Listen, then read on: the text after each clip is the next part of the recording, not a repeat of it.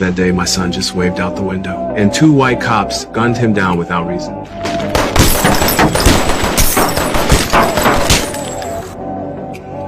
They searched for the car after, found no weapons, only his license and his fresh college acceptance letter. The cops panicked for a second, but instead of admitting their mistake, they did what they always do. Slapped handcuffs on my son, planted an unregistered gun next to him, and staged it to look like he attacked them first. I later learned this was their routine cover-up. I only heard about James's death after it was done. When I saw him lying on that bed, my whole world shattered. I locked myself in the bathroom and cried all night. Next morning, the police released their statement. They claimed James was armed and resisted arrest, shot dead on the spot, but I knew that was a lie. I knew my son better than anyone. He would never do something like that. I went to confront those two cops, told them to apologize to James.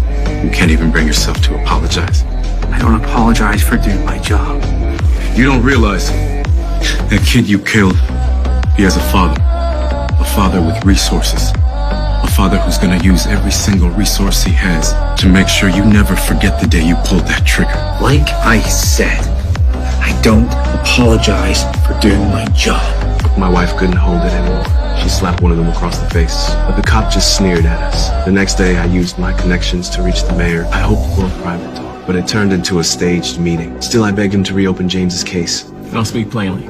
As an institution, we have to trust our officers unless we find evidence to the contrary. We've seen the defense lawyers attack them in court. If we lose that deference, then every slick lawyer in the country will be walking shysters down the street.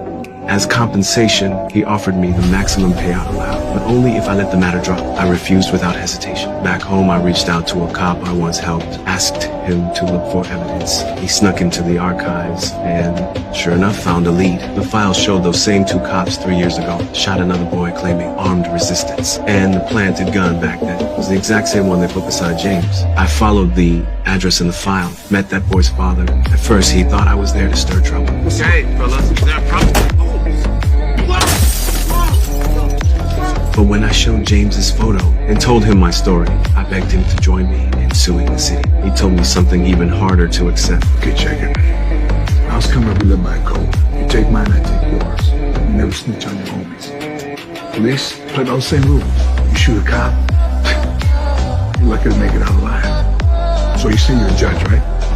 Yes, sir. How many times you see a regular kid with a complaint against a cop? How many times the cop snitch on another cop and it's still around to tell? I walked away broken.